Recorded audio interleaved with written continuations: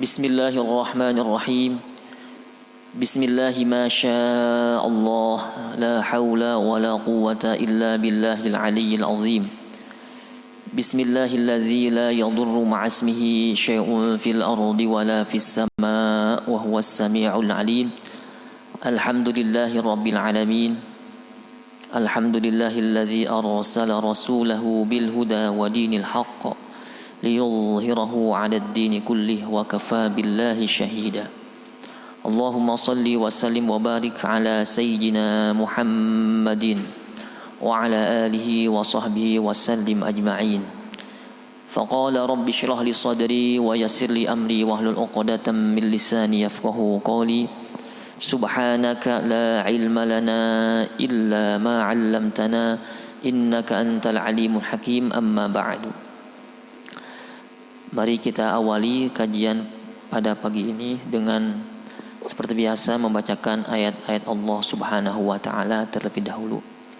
Masih di surat Al-Baqarah ayat ke-54 insyaallah ya. Al-Baqarah ayat 54.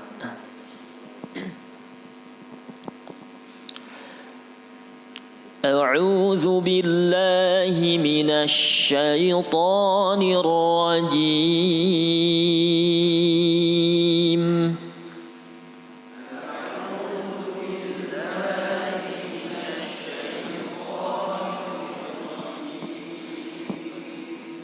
Bismillahirrahmanirrahim.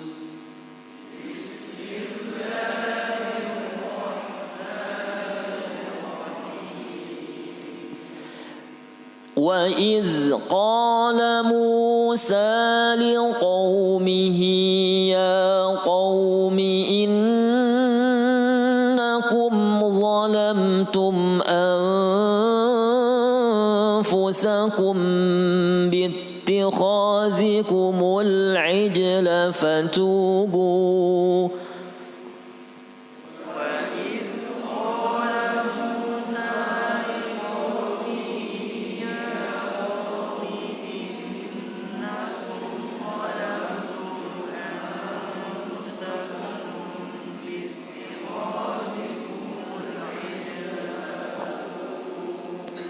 فَتُوبُوا إلى بارئكم فاقتلوا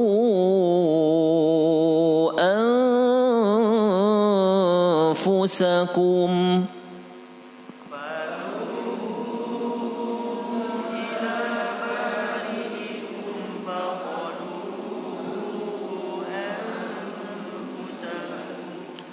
ذلكم خير لكم عند بارئكم فتاب عليكم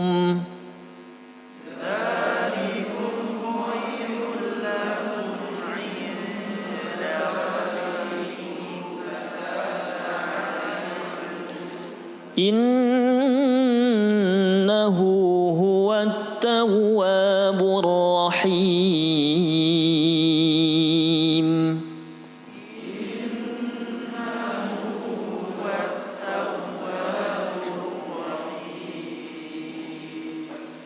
وَإِذْ قُلْتُمْ يَا مُوسَى لَن نُّؤْمِنَ لَكَ حَتَّى نَرَى اللَّهَ جَهْرَةً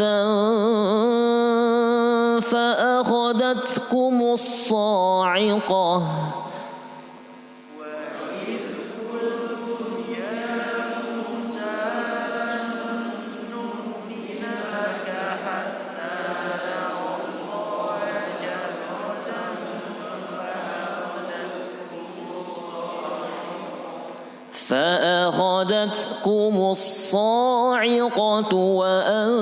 وأنتم تنظرون.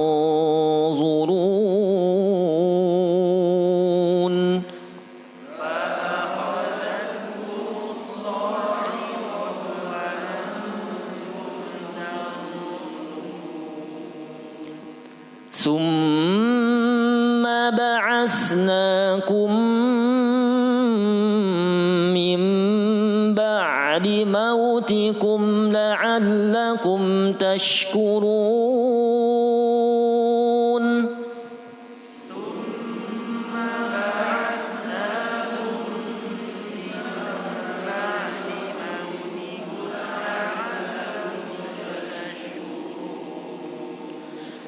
وظللنا عليكم الغمام وأنزلنا عليكم المن والسلوى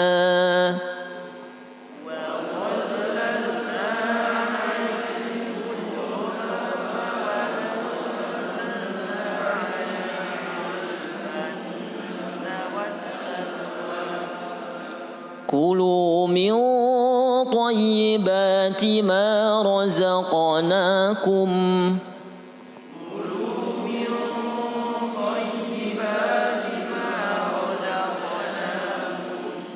وما ظلمونا ولكن كانوا أنفسهم يظلمون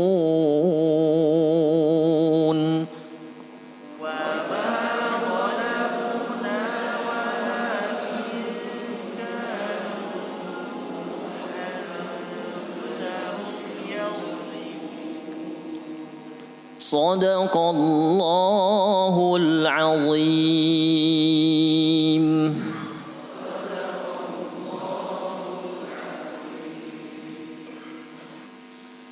Alhamdulillah, hari ini kita sudah masuk puasa ke 16 17 ya. 16 17 ya, 17 ya. 17 ya, insyaallah. Mudah-mudahan amalan yang sudah sama-sama kita usahakan ya dari mulai tanggal 1 sampai tanggal 17 ini diterima oleh Allah Subhanahu wa taala. Pahalanya dilipat gandakan sampai dengan lipatan yang tak terhingga di sisi Allah Subhanahu wa taala. Amin ya Allah ya rabbal alamin. Karena sesuai hadis 10 hari kedua adalah maghfirahnya Allah Subhanahu wa taala dibuka luas untuk kita. Harapan kita semoga dosa perdosa yang telah kita perbuat dihapuskan oleh Allah Subhanahu wa taala, sehingga kita setelah Ramadan menjadi orang yang bersih dari dosa perdosa kepada Allah Subhanahu wa taala. Amin ya Allah ya rabbal alamin.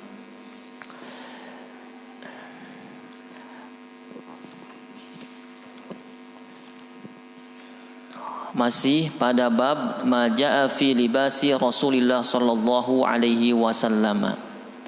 Qala al-muallif rahimahullah ta'ala wa nafa'ana bi ulumihi wa ulumi syekhina fid dharain amin. Masih membahas mengenai pakaian Rasulullah sallallahu alaihi wasallam. حدثنا عبد بن حميد قال حدثنا محمد بن الفضل قال حدثنا حماد بن سلمة عن حبيب بن الشهيد عن الحسن عن أنس بن مالك رضي الله عنه قال إن النبي صلى الله عليه وسلم خرج وهو يتكئ على أسامة بن زيد عليه ثواب قطري قد توشح به فصلى بهم. Sahabat Anas ibn Malik radhiyallahu anhu pernah berkata, Innan Nabiyya sallallahu alaihi wasallam, sesungguhnya Nabi Muhammad sallallahu alaihi wa alihi wasallam kharaja, keluar dari rumah beliau, wa huwa, dan kondisi beliau, yattaqi'u ala Usamah bin Zaid. Ketika beliau keluar dan kondisi beliau itu bersandar, jadi keluar sambil bersandar kepada sahabat Usamah bin Zaid. Nah, pesantren kita. Nah, apa bahasanya gini? Nempel kok. Gitu. Sandar begini ya. Ditompang diangkut, bersandar kepada sahabat Usama bin Zaid. Kenapa demikian? Dalam riwayat dijelaskan karena Anas bin Malik menceritakan ini kondisi Rasulullah Shallallahu Alaihi Wasallam sudah mendekati masa wafatnya Shallallahu Alaihi Wasallam. Terlihat dari usaha Rasulullah Shallallahu Alaihi Wasallam, meskipun yang kita tahu Rasulullah Shallallahu Alaihi Wasallam adalah jaminan kunci rahmat Allah Subhanahu Wa Taala ada di beliau. Jaminan kunci syafaatul uzma di akhirat kelak ada di tangan beliau sallallahu alaihi wasallam. Jaminan seluruh umat, seluruh hamba Allah Subhanahu wa taala bisa masuk surga atas permintaan dari Rasulullah sallallahu alaihi wasallam.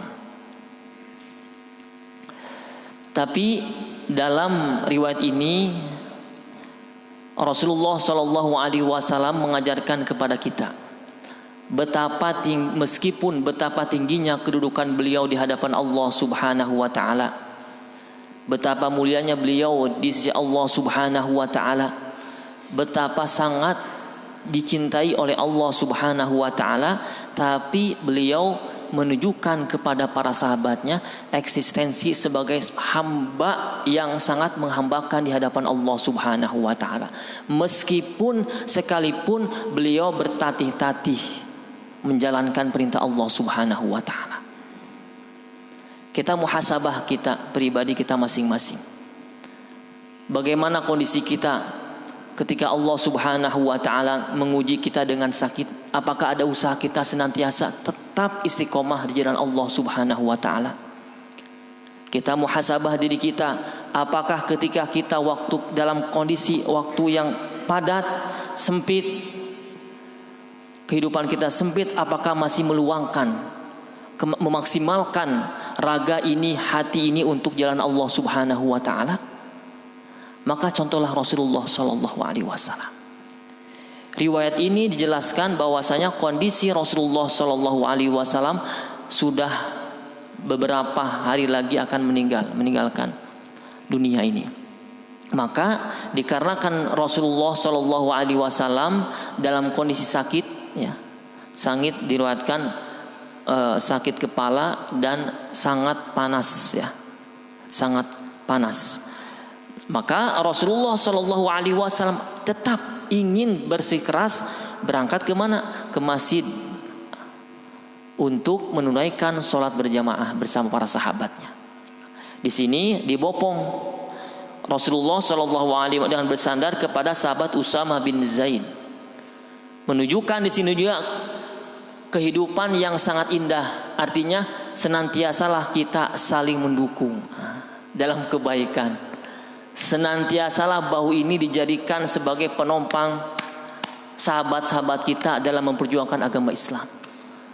Tangan ini jadikanlah sebagai penolong bagi sahabat-sahabat kita yang sedang membutuhkan pertolongan di jalan Allah Subhanahu wa taala. Alaihi saubun kitriyun.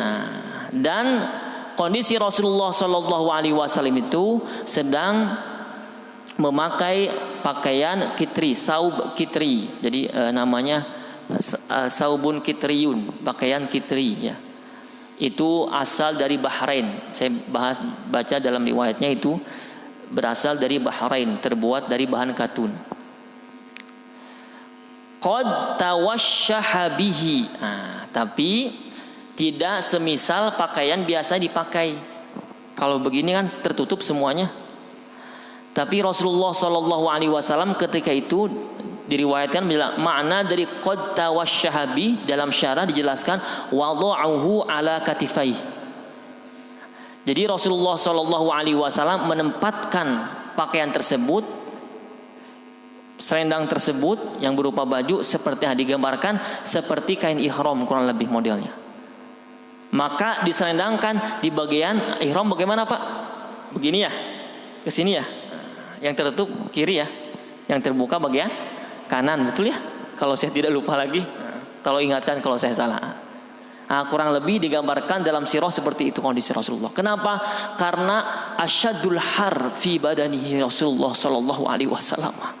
Karena sangatnya panas badan Rasulullah sallallahu alaihi wasallam. Itu hikmah kenapa kita umroh haji itu dengan ihram, Pak. Karena biar enak ya, semelingkir angin gitu ya, diantaranya faidahnya.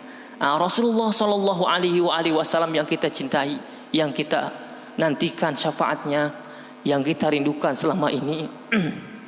Kondisinya ketika datang ke masjidnya Allah Subhanahu wa taala, tujuannya apa? Fasalla bihim. Ingin sholat berjamaah dengan para sahabatnya, Pak.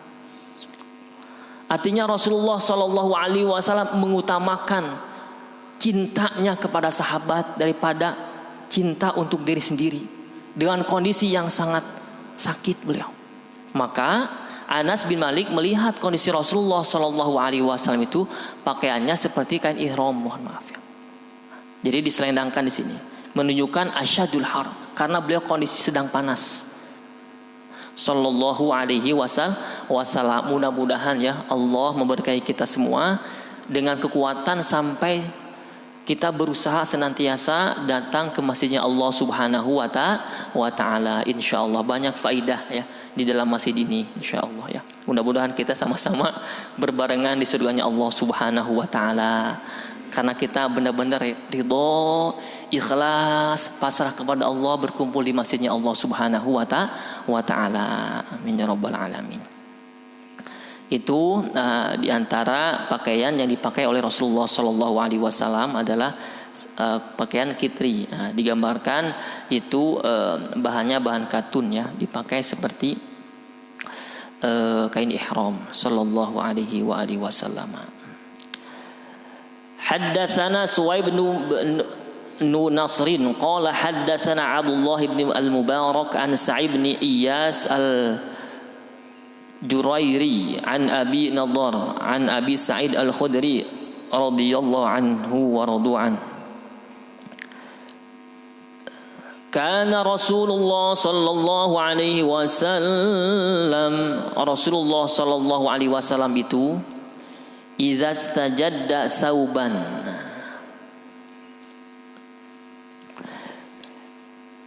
jika memakai pakaian. Di sini pakaiannya pakaian yang baru ya, pakaian yang baru Rasulullah SAW. Sammahu, Rasul biasanya memberikan nama pakaian tersebut. Pakaian perang ini namanya, itu ada namanya Pak. Pedang yang dipakai Rasul ini namanya, termasuk pakaian pun Rasulullah Sallallahu Alaihi Wasallam itu memakai nama biismihi amamatan, dengan nama-nama semesti amamah, sorban beliau ya, di antara sorban buat dipakai kepala, au qamisan atau kamisnya gamis, au ridaan atau selendang. Jadi semuanya Rasulullah Sallallahu Alaihi Wasallam itu ngasih nama. Jadi ketika Rasulullah Sallallahu Alaihi Wasallam meminta tolong kepada istrinya, maka tolong ambilkan pakaian begitu. Mungkin bapak-bapak juga demikian. Tapi biasanya kita dengan bahasa warna. Tolong Bu, ambilkan warna ini. Yang kayak gimana? Yang ini. Sifatnya kita jelaskan. Tapi Rasulullah Sallallahu Alaihi Wasallam itu dengan nama langsung. Dan istri Rasul langsung tahu yang dimaksud pasti ini. Itu kebiasaan Rasulullah Sallallahu Alaihi Wasallam ya. Tsumma yaqul, kemudian Rasulullah Sallallahu Alaihi Wasallam berdoa, Allahumma lakal hamdu kama kasautanihi, as'aluka khairahu wa khairu ma suni'alah wa a'udzubika min syarrihi wa syarri ma suni'alah. Maka ini diantara doa ketika kita mendapatkan pakaian yang baru kemudian kita memakainya. Ini doa diantaranya yang asal Rasulullah Sallallahu Alaihi Wasallam. Ya Allah, segala puji bagimu atas segala karuniamu yang kau berikan untukku agar aku bisa memakai pakaiannya Allah. Berikan lewat rezeki ya. As'aluka khairuhu wa khairu ma sani'alah, dan aku berharap kepadamu ya Allah dengan segala kebaikan ya, dan kebaikan yang terdapat dalam pakaian dipakai. Wa a'udzubika min syarri wa syarri ma suni'alah, dan aku minta pertolongan kepadamu dari hal-hal yang jelek yang tidak diridhai Allah Subhanahu wa taala. Hadis kedua, itu di antara khususiyah Rasulullah SAW. Amalan Rasulullah biasanya tadi, ketika Rasul ada baju dipakai, biasanya Rasulullah SAW memberikan nama bernama dari pakaian atau komis ya, atau imamah untuk kepala itu ya, auridaan atau selendang, itu ada namanya sendiri.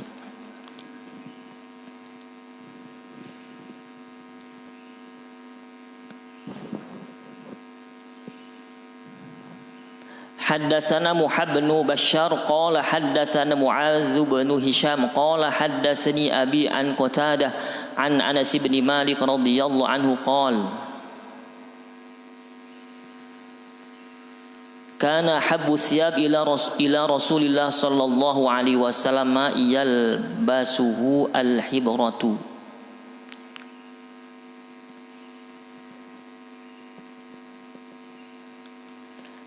Rasulullah sallallahu alaihi wasallam sangat mencintai pakaian di mana pakaian itu dipakai al-hibratu. Al-hibrah itu pakaian dalam syarah dijelaskan nau'un min thiyabil ayyum nabihi hamrah. Pakaian yang di mana sebelah kanannya berwarna merah. Wallahu alam. Bentuknya seperti apa saya pun kurang tahu ya. Sallallahu alaihi wasallam. Haddatsana Mahmud Ghailan qala haddatsana Abdul Razzaq qala haddatsana Sufyan an Aun bin Abi Juhaifah an abihi qala ra'aitu an-nabiyya sallallahu alaihi wasallam hullatun hamra ka'anni anzuru ila barikin saqaihi qala Sufyan arahu hibratan. Nah, sama Rasulullah sallallahu alaihi wasallam di sini terlihat oleh sahabat memakai pakaian al-hibrah ya, di mana sempat betis beliau terbuka ya ketika memakai pakaian tersebut.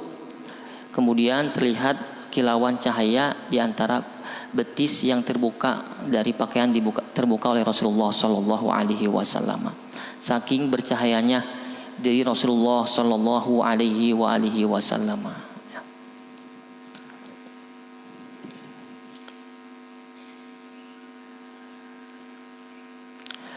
Haddatsana Muhammad bin Bashar qala haddatsana Abdul Rahman ibnu Mahdi qala haddatsa Ubaidullah bin Iyad an abihi an Nabi Rimsah qala ra'aitu an-nabiyya sallallahu alaihi wa alihi wasallam wa alaihi burdani akhdarani. Sahabat Abi Ramsah, aku melihat Nabi Muhammad sallallahu alaihi wasallam memiliki burdani akhdarani. Burdan itu pakaian yang tebal, biasanya dipakai di musim dingin ya. Jadi pakaian yang tebal menutupi seperti selendang tapi besar, seperti sorban tapi lebih besar dan lebih tebal, itu burdan. Beliau memiliki dua burdan akhdarani, dua-duanya berwarna hijau. Di sini dijelaskan dalam syarahnya bahwasanya di antara keistimewaan warna hijau itu wa hadzal laun min ahsani alwan thiyabu ahlil jannah. Di antara keistimewaan warna hijau itu adalah termasuk pakaiannya ahli jannah, itu warna hijau. Di sini disyarahnya ya. Dijelaskan dalam riwayat-riwayat. Maka Rasulullah sallallahu alaihi wasallam di antara warna yang sangat dicintai oleh Rasulullah sallallahu alaihi wasallam adalah warna hijau. Tapi bukan hijau yang nyala itu, tidak ya, tapi hijaunya lebih hijau tua, seperti pohon pisang yang sudah sangat tua hijaunya, kurang lebih seperti kubah Masjid Nabawi sallallahu alaihi wasallam.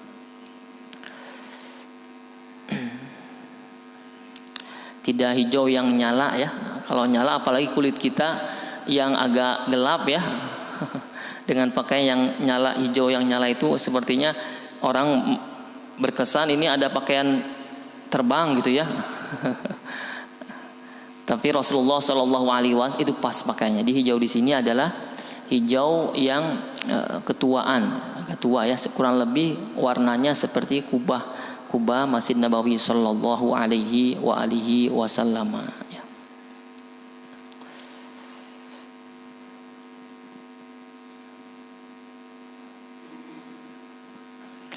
Ra'aitun Nabiyya sallallahu alaihi wasallam wa alaihi asmalu mullayatain kanata bi za'farani wa qad nafadathu.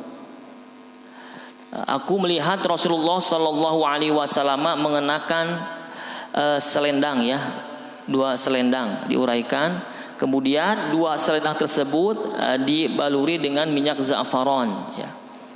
Ja'faron wa qad nafadathu, seakan-akan saking terlihatnya minyak za'faron seperti luntur, ya. Jadi Rasulullah sallallahu alaihi wasallam memang senangnya itu memberikan wangi-wangi dalam pakaian-pakaian yang beliau pakai. Maka di antara kesunahan Rasulullah sallallahu alaihi wasallam khususnya di yaumil Jumaah adalah pakaian kita benar-benar dikasih pewangi, ya, sallallahu alaihi wasallam. Diusahakan, masa kita bertemu dengan atasan, ya, mohon maaf, masa kita ketemu dengan atasan, kita usahakan, kita berusaha semaksimal mungkin pakaian benar-benar serapi mungkin. Sedikit kusut, maka siapa yang jadi korban? Kalau tidak punya pembantu, istri jadi korban.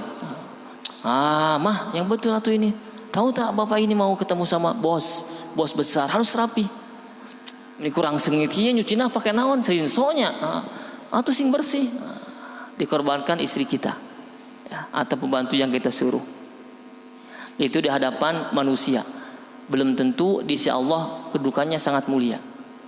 Tapi jelas ketika kita di hadapan Allah Subhanahu wa taala, dengan kita menghadiri masjid Allah, dengan kita menghadiri majlis ilmi, dengan kita menghadiri ulama-ulama yang sangat dekat dengan Allah Subhanahu wa taala, ketika memandangnya ingat Allah Subhanahu wa taala, maka memang diusahakan dan seharusnya harus lebih istimewa dibandingkan kita bertemu orang-orang yang selain, ya, yang selain disebutkan tadi. Jadi harus lebih.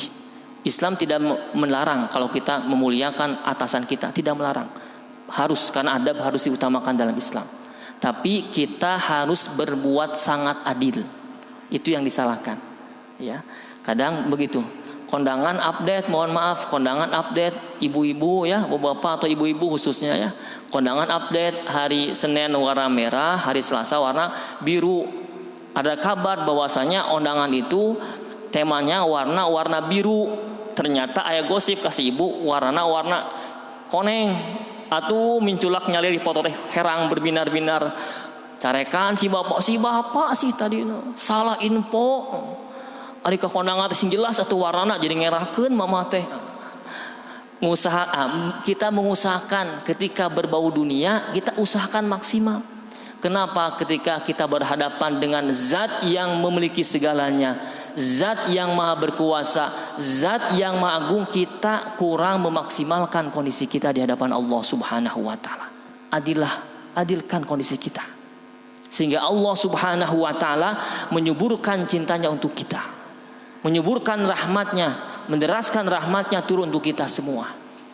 Karena kita berbuat adil di hadapan Allah Subhanahu wa ta'ala. Jangan sampai, mohon maaf, tetangga kita kanan kiri sedang sholat, Allahu Akbar, kacium bau kerek saha ieu teh.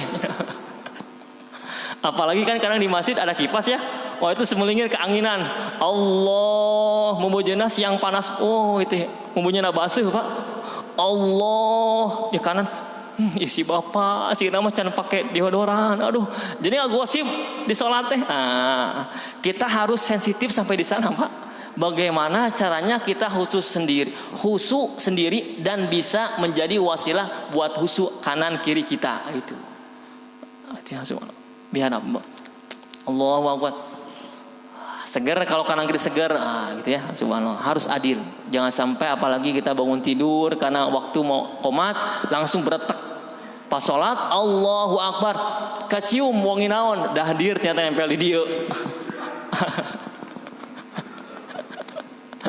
Artinya saya tegaskan, dalam syariat ya, kalau kita kaji fikih maka sah saja Pak ya, selama tertutup aurat meskipun ulah ikhtilaf. Jadi dahdir itu lay ya. Ikhtilaf meskipun ulama mengatakan itu najis, ada yang tidak ya.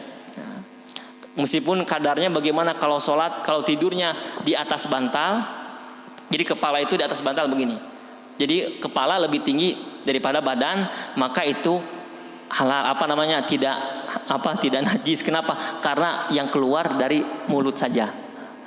Tapi kalau begini Pak, kadang suka kasur karena saking tibrana tah masakatnya kehanap sambil gitu.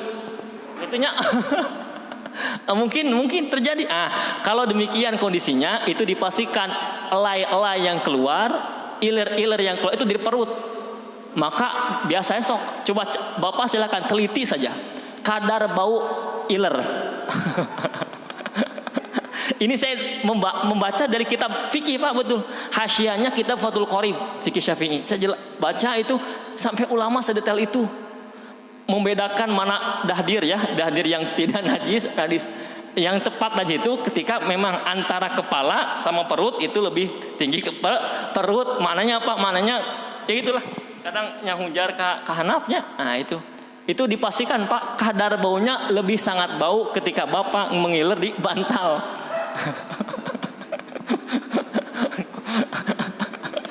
Aduh, Babilan Mas Seri. Aduh. Kenapa? Karena biasanya keluar dari mohon maaf ya. Mohon maaf jadi belok ke sana. Kita kembali ke teks kita. Jadi kita sama-sama introspeksi diri, berbuat adillah kepada Allah Subhanahu wa taala. Orang mau kurang adil Pak. Saya tegaskan, Allah itu sangat suka keindahan, sangat. Tapi indahnya harus adil. Jangan sampai keluar saja, jangan sampai ke kantor saja. Bagian ke rumah Allah, bagian ke masjid Allah, bagian berjamaah, sholat berjamaah, kita tidak memaksimalkan di hadapan Allah Subhanahu wa ta'ala. Ya, mudah-mudahan kita termasuk hamba Allah yang bisa berbuat adil ya dalam memakai nikmat-nikmat yang Allah berikan kepada kita. Insya Allah kalau kita adil, punya mewah rumah, mobil mewah, harta banyak, tapi adil, artinya bijak dalam memakainya, Allah sangat cinta. Tidak sedikit para ulama yang memiliki harta yang berlimpah ya, yang mewah, tapi Allah kasih kedudukan yang sangat tinggi di sisi Allah Subhanahu wa taala. Maka kita jangan menutup dengan real kondisi dunia kita. Kita nikmati dunia yang kita ada, akan tetapi berbuat adillah, mentasarufkan dunia itu. Ya, memakai dunia itu di jalan Allah Subhanahu wa taala, sehingga dunia yang kita miliki jadi wasilah mendapatkan rahmat Allah Subhanahu wa taala ya, subhanallah. Itu bab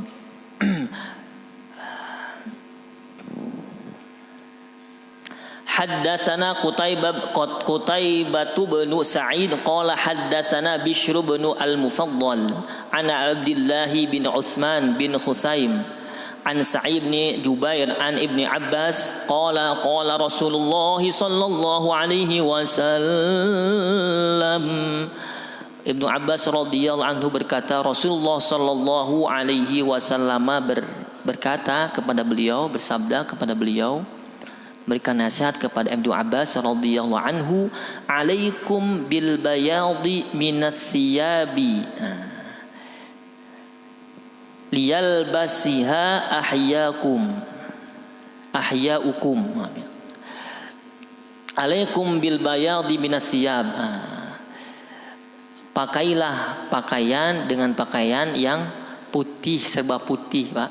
Rasulullah Shallallahu Alaihi Wasallam menasihati kepada sama kalian semua, baiknya itu memakai pakaian yang serba putih ya. Liyal basiha ahyaukum, karena pakaian yang engkau pakai yang berwarna putih akan menjadi menghidupkan kehidupanmu ya. Artinya biasanya apa, kalau kita memakai pakaian warna putih kadang kita lebih segar ya, bahkan orang melihat kita lebih segar ya, subhanallah. Biasanya disunahkan lagi ketika di hari Jumat, tapi bagi yang punya ya, awas kadang sok salah paham, kan sunah pakai baju bodas, eta si ibu dipaksa kudu aya baju bodas. Ibu mana baju bodas? Coba bodas, aduh Pak hilap, tak can dicuci. Karena pikirannya memang harus, pikirannya wajib pakai baju bodas. Jadi pakaian belum dicuci, eta dicanak, dicucian. Tenang naon. Nu penting mah sunat pakai baju bodas. Atuh rame di tempat di masjid rame. Itu bau hangit gimana cenah. Bau. Ternyata si bapak salah memahami dalam sunnah Rasulullah Shallallahu Alaihi Wasallam. Jadi jika ada memang pakaian yang putih, usahakan khususnya lagi di waktu hari Jumat. Di luar Jumat pun memang Rasulullah Shallallahu Alaihi Wasallam meminta kepada sahabatnya usahakan lebih banyak dengan pakaian putih. Ya, Shallallahu Alaihi Wasallam. Kenapa? Di antaranya tadi menghidupkan kehidupan. Jadi kadang segar gitu ya kondisi kita melihat warna putih. Resep eta di masjid barudak ngaos teh bodas we, siga di surga cenah. Ditepak ku kawan teh, Pak, geus maot emang? Gitu. Gitu. Wah, subhanallah. Tapi memang di antaranya sallallahu alaihi wasallam ya. Yang kedua di antara faedahnya adalah wakaffinu fiha mautakum. Dikarenakan kalian itu entar akan dikasih kain kafan ya. Ketika kalian mati dengan warna apa? Merah, hijau atau biru. Kita sama-sama tahu warna putih. Tidak ada kain kafan yang warna pelangi. Mungkin dikarenakan si ibu pecinta pink. Suka ada ibu-ibu pecinta pink di sini. Pecinta pink, ahlu pink gitu ya. Pink. Jadi pink eta dina keranda warna pink ya. Kemudian apa itu teh? Apa yang itu teh? Nisan ya, nisan. Bahasa Sunda mah padung ya. Padung ya itu warna pink sampai apa namanya? Kain kafan warna pink. Dalam Islam tidak seperti itu, kecuali mohon maaf di luar agama Islam itu terjadi seperti itu. Jadi mereka mengkuburkan dengan pakaian yang sangat mereka cintai, bahkan terbaik yang dimiliki di dunia. Tapi Islam Sallallahu Alaihi Wasallam mengajarkan kepada kita dengan tuntunan sunnahnya, perintahnya dan perintah Allah Subhanahu Wa Taala dengan menutup jenazah dengan kain kafan berwarna putih, menggambarkan, menunjukkan kepada kita semewahnya kita di dunia ini, sekayanya kita dengan harta yang kita miliki, borosnya, seakunya di dunia ini. Ketika kita wafat di hadapan Allah Subhanahu Wa Taala, maka Allah kasih kepada dibolehkan hanya 0 warna, yaitu warna putih, menunjukkan kita memang tidak ada yang kita miliki, segala sesuatu tidak akan kita bawa ke alam akhirat kecuali amal-amal perbuatan yang baik di sisi Allah Subhanahu wa Ta'ala. Akan luntur kemewahan kita di dunia ini, akan gugur kewibawaan kita di dunia ini, akan hancur ya, kekayaan kita di dunia ini ketika sudah waktunya wafat di hadapan Allah Subhanahu wa Ta'ala. Kecuali apa yang kekal adalah harta-harta yang diinfakkan, yang ditasarrufkan di jalan Allah Subhanahu wa Ta'ala. Itulah yang terkaya. Maka di antara orang yang paling kaya adalah di antara harta yang dia miliki, apa yang paling banyak diinfakkan di jalan Allah Subhanahu wa Ta'ala, atau yang paling banyak digunakan di jalan taat kepada Allah Subhanahu wa Ta'ala, maka orang itu yang paling kaya di akhirat. Mudah-mudahan kita termasuk orang yang kaya di dunia bahkan di akhirat, Pak. Doa mah tong pelit. Darobana atina fid dunya hasanah wa fil akhirati hasanah. Di dunia hoyong beunghar, komo di akhirat hoyong pisan beunghar di sisi Allah Subhanahu wa Ta'ala. Tapi saya alhamdulillah senang saya mah ya ke masih di sini. Bapak ada yang bawa mobil dengan mobil yang mewahnya, subhanallah. Berarti beunghar aku dunia teh diarahkeun ka jalan mantap. Saya mah mantap. Tapi kadang suka ada yang meni gaya-gayaan ka masjid cing atau lempang. Tidak. Kadar orang itu berbeda-beda dalam mentasarrufkan agama dunianya. Maka ketika lihat kawan kita ke masjid dengan mobil yang mewah, kita tetap alhamdulillah si bapak itu banyak kawan saya punya mobil mewah untuk isi simpanan kemana-mana. Saya tahu menyaksikan Bawa ke tempat itu, ke tempat ini maksiat. Tapi si bapak eta subhanallah. Ini bapak eta. Mobil mewah, pakaian mewah, tapi dipakai untuk berangkat ke masjid. Subhanallah. Itu ya. Tidak boleh berburuk sangka. Si bapak eta mau gawe di mobil deui, tinggal tuh dipakai cokor teh. Astagfirullahaladzim. Kasar deh. Batur taat ke Allah digosip. Tidak boleh ya. Subhanallah. Maka beruntunglah untuk siapapun yang mentasarufkan harta dunianya benar-benar yakin di jalan Allah Subhanahu wa taala. Insyaallah. Mudah Allah istiqomah kita semua. Amin ya rabbal alamin. Bahkan fa innaha min khiyari siyabikum, karena dan pakaian-pakaian yang berwarna putih termasuk pakaiannya yang terbaik di antara pakaian-pakaian ya. Nah, semua ini sama riwayatnya ya. Hanya penjelasan tambahan saja.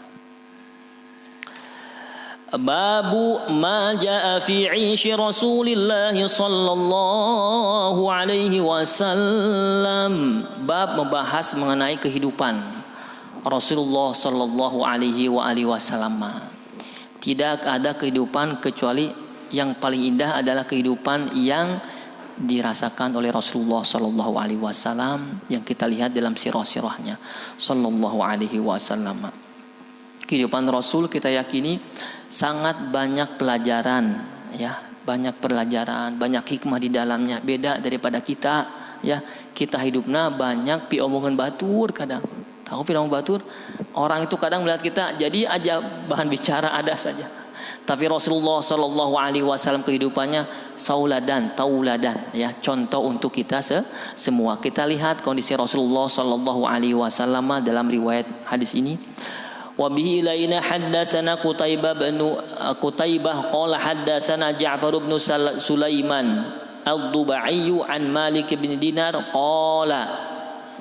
Sahabat Malik bin Dinar radhiyallahu anhu berkata, "Ma syabi'a Rasulullah sallallahu wasallam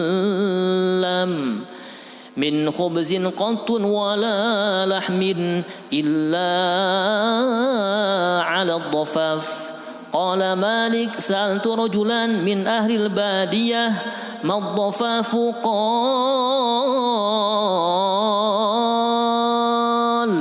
an yatanawala ma'an nas." Sallallahu alaihi wasallam. Ma syabi'a Rasulullah sallallahu alaihi wasallam min khubzin qattu wala lahmin. Rasulullah sallallahu alaihi wasallam tidak pernah, makna qatun itu sangat tidak pernah, dipastikan tidak pernah. Tegaskan, Rasulullah sallallahu alaihi wasallam itu tidak pernah kenyang, syabi'a. Tidak pernah kenyang. Min khubzin dengan roti, wala lahmin dan dengan daging. Saya tegaskan tadi Malik bin Dinar mengatakan Rasulullah sallallahu alaihi wasallam tidak pernah kenyang perutnya dengan roti atau dengan daging. La khubzin wala lahmin. Tidak dengan roti, tidak dengan daging. Sallallahu alaihi wasallam. Pertanyaannya kita tidak pernah kenyang atau kamarkaan terlalu kenyang? Kenyang, bahkan kadang terlalu kenyang. Menih sulit gerak teh. Pak, eta meuni tegak kitu, ieu beuteung meuni kamarkaan kieu. Apalagi buka puasa, subhanallah kita update warna minuman update, warna roti update. Kadang banyak menu-menu makan kita. Tapi Rasulullah sallallahu alaihi wasallam, Malik bin Dinar menyaksikan kondisi Rasulullah sallallahu alaihi wasallam tidak pernah kenyang dengan roti, bahkan dengan daging. Bahkan dalam riwayat Pak pernah jelaskan, sahabat pernah menyaksikan, saya mengatakan Ali bin Abi Thalib atau Ibnu Abbas yang menyaksikan, saya pernah melihat kondisi dapur Rasulullah sallallahu alaihi wasallam, istrinya itu tidak pernah menghidupkan tungku buat masak Pak selama 3 hari kurang lebih. punten, kalau kita menemukan ibu-ibu seperti mungkin ada alasan atau malas masak dan sebagainya, atau GoFood sekarang ya jarang nyalain kompor, mungkin GoFood zaman dulu GoFood malah ayah. Nah, kondisi ditegaskan oleh sahabat yang menyaksikan seperti itu. Ternyata Rasulullah Sallallahu Alaihi Wasallam kenapa tidak pernah terlihat masak gitu ya, tidak pernah terlihat hidup tungkunya, tidak ada bahan makanan untuk dimasak. Sallallahu Alaihi Wasallam. Itu sosok yang kita cintai, sosok yang memegang harta dunia, kekayaan dunia Rasulullah Sallallahu Alaihi Wasallam. Tapi sampai terlihat oleh sahabat 3 hari tidak pernah menghidupkan tungku dapur, Pak. Tanya makan dengan apa? Hanya kurma. Itu pun kadang 1 hari hanya menemukan 1 kurma. Saking paceklikna Sallallahu Alaihi Wasallam. Nah, kita bagaimana, Pak? Subhanallah. Dalam kita muhasabah. Dalam sehari kita pastikan banyak taat di jalan Allah atau lalai di jalan Allah Subhanahu wa taala.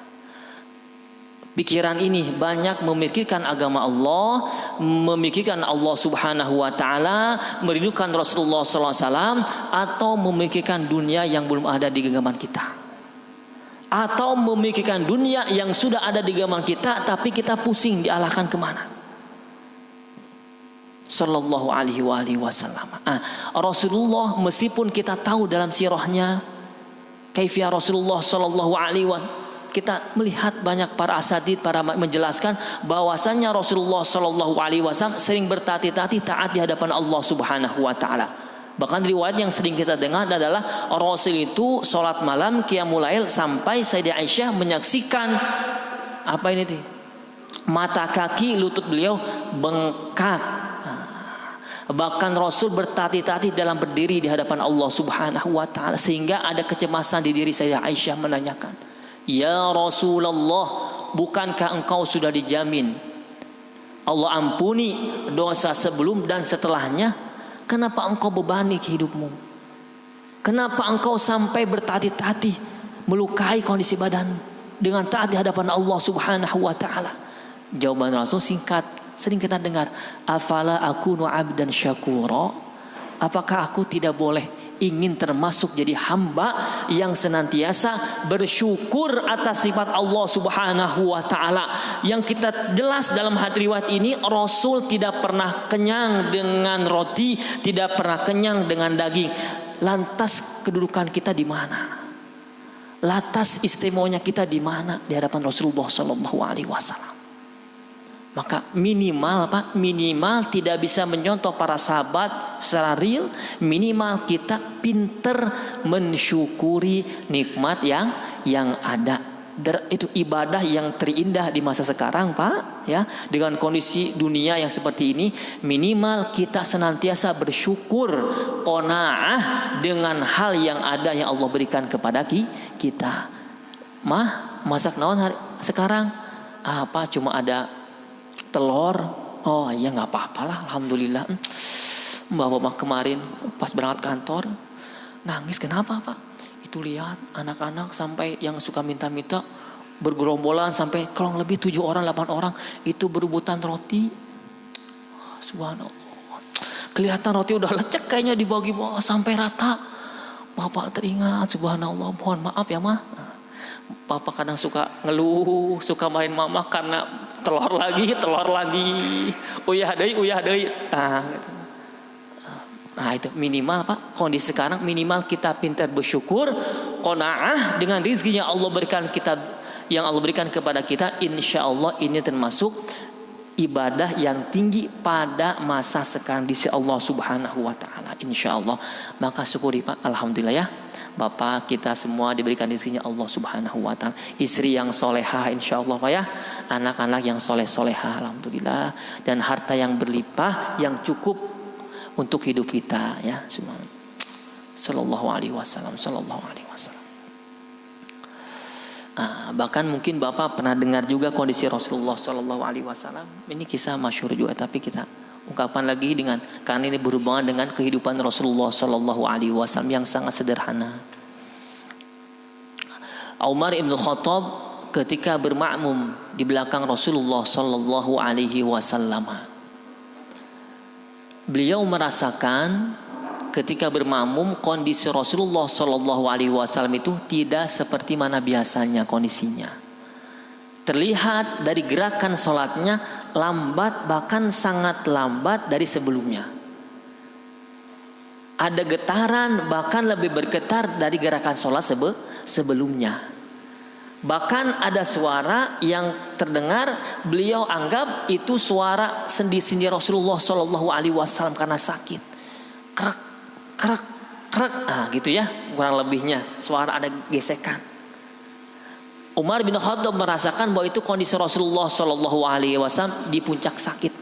Maka lantas ketika selesai sholat, Umar bin Khattab langsung menanyakan perihal kondisi Rasulullah Shallallahu Alaihi Wasallam. Ini tanda bukti beliau cinta kepada Rasulullah Shallallahu Alaihi Wasallam. Pecinta sejati tidak mungkin tinggal diam. Ketika umat Rasulullah Shallallahu Alaihi Wasallam dihinakan, atau kekurangan, atau kondisi kelaparan, kita cinta Rasul pasti cinta kepada umat Rasul. Terpanggil hati ini akan menolong umat Rasulullah Shallallahu Alaihi Wasallam. Umar ibn Khattab ketika merasakan kondisi Rasulullah Shallallahu Alaihi Wasallam demikian di dalam sholatnya, gerakan sholatnya, maka lantas langsung menanyakan perihal kondisi Rasulullah Shallallahu Alaihi Wasallam. Ya Rasulullah, wahai utusan Allah. Ya Habiballah, wahai kekasih Allah, apakah engkau dalam kondisi sakit sehingga gerakan sholatmu tidak seperti biasanya, dengan sangat lambat, bahkan aku mendengarkan ada gesekan-gesakan, khawatir dari sendi-sendimu yang sakit. Ya Rasul, bicaralah kepada kami agar kami mengetahui kondisimu ya Rasulullah. Rasul menjawab, tidak, kami sehat, aku sehat. Tanya lagi, tidak, aku sehat. Yang ketiganya Umar bin Khattab mendesak, ya Rasulullah, jangan bebani kami karena kami tidak mengetahui kondisi yang sangat kami cintai. Kondisi yang sangat kami cintai yaitu engkau ya Rasulullah. Karena sejatinya akan tersiksa seorang pecinta ketika tidak mengetahui kondisi yang mereka cintai. Itu rumus cinta apa? Dia akan merasa tersiksa ketika yang dia cintainya kita tidak ketahui kondisinya. Bapak punya anak jadi di pesantren, jadi santri di jauh di sana. Kadang bapak kalau tidak ada kabar 3 minggu bahkan sebulan, aduh si budak teh kumaha dia, anak tuh gimana kabarnya, kok nggak ada kabar. Pas nelpon ke orang tua khususnya ibu, langsung ibu, kenapa nak? Kenapa aja? Kunaon ya? Aduh mau kunaon? Enggak mah enggak apa-apa. Kenapa? Sambil nangis. Pak ayo kan itu ngalongok. Kesana ayo. Ayo kesana lihat anak. Itu batuk-batuk. Padahal anaknya berusaha. Tidak bu sehat. Tidak bu sehat. Itu kondisi ibu ke anaknya. Bapak ke anaknya. Demikian. Para sahabat karena memiliki cinta yang sangat tinggi kedudukannya daripada cinta-cinta lain. Bahkan lebih melebihi cinta keluarga, bahkan melebihi cinta diri pribadi, yaitu lebih besar cintanya kepada Rasulullah Shallallahu Alaihi Wasallam. Maka ketika mendengarkan kondisi Rasul itu, beliau tidak menjawab, beliau tambah penasaran, bahkan ingin tahu, jangan sampai membebani hidupku ya Rasulullah dengan memberikan kondisi yang engkau ya Rasulullah. Maka Rasulullah Shallallahu Alaihi Wasallam dengan penuh senyuman, tidak mengeluhkan, tapi penuh senyuman, menunjukkan kepada umat jangan pernah penat dengan hidup dunia. Jangan pernah terasa beban dalam kondisi hidup kita karena dunia. Rasul membuka pakaiannya, terlihat perutnya ada gumpalan pakaian. Kain dibuntal, di dalamnya banyak kerikil-kerikil batu yang kurang lebih sebesar ini. Dibuntal, diikat, diikat, ada yang di gini ya, di atasnya. Langsung para sahabat yang menyaksikan demikian semua tidak ada yang menangis. Semuanya menangis serentak bahkan menjerit kepada Allah Subhanahu wa taala. Bahayalah kami karena kami tidak sampai tahu kondisinya kami. Rasul yang sangat kami cintai, Rasul yang sangat kami muliakan, sallallahu alaihi wasallam. Ditanya sama Umar, "Ya Rasul, kenapa engkau tidak bercerita kepada kami? Ragukah engkau jika engkau menceritakan kepada kami, kami tidak membantu?" Maka Rasulullah sallallahu alaihi wasallam dengan jawaban yang tegas, "Ya Umar, saya yakini semua sahabatku termasuk engkau akan membantu aku.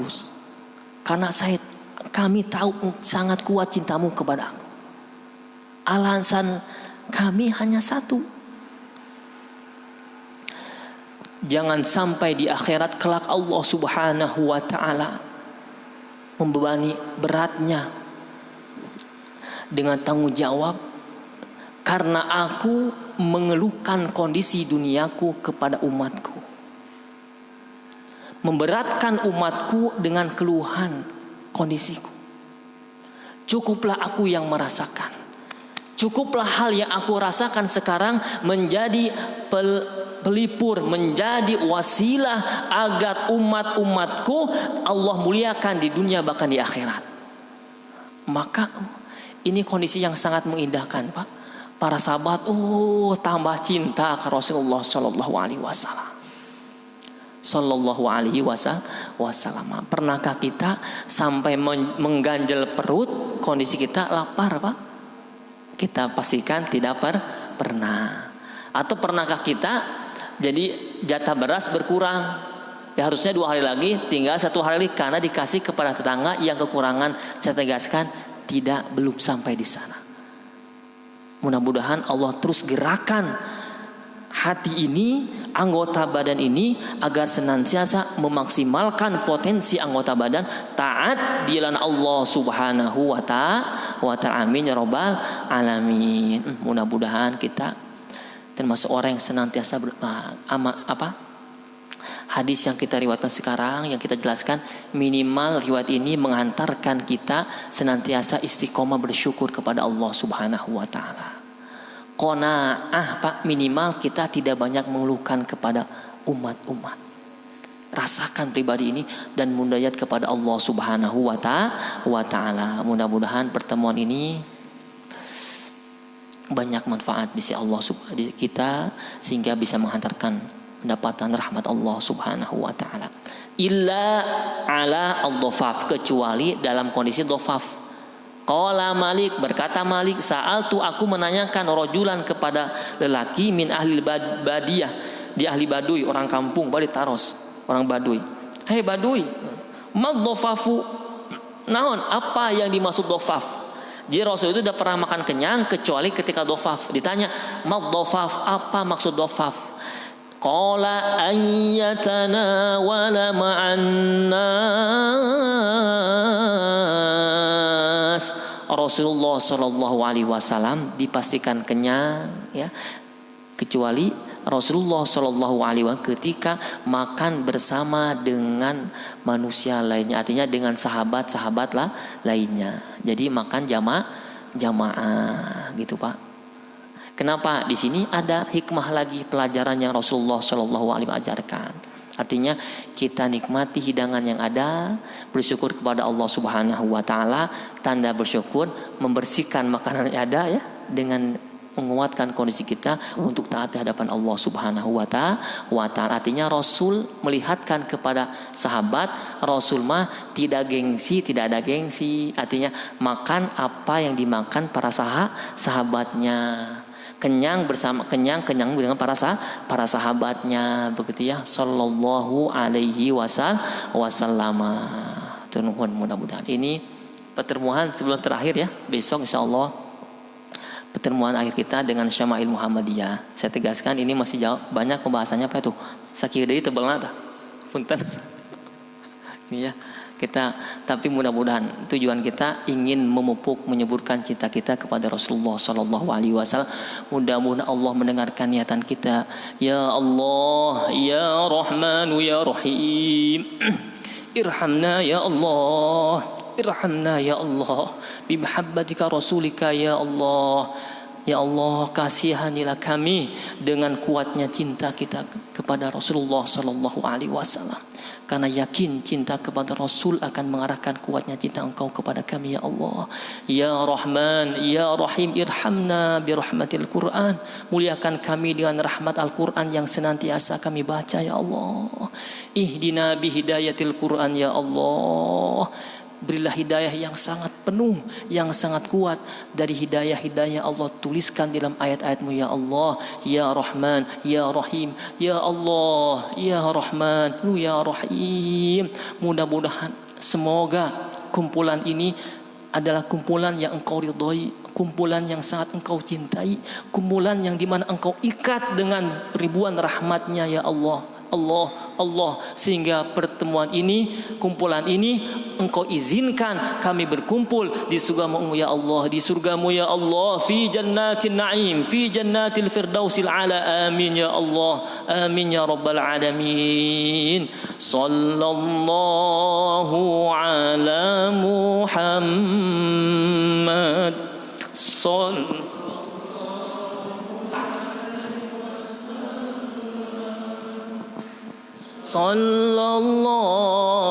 ala Muhammad. Sallallahu alaihi wasallam. Sallallahu ala Muhammad. Sallallahu alaihi wasallam. Sallallahu ala Muhammad. Sallallahu alaihi wasallam. Alhamdulillahi rabbil alamin. Subhanakallahumma wa bihamdika asyhadu an la ilaha illa anta astaghfiruka wa atubu ilaik. Jazakumullahu khairan katsira wa faqallahu lakum wa lana. Assalamu alaikum warahmatullahi wabarakatuh.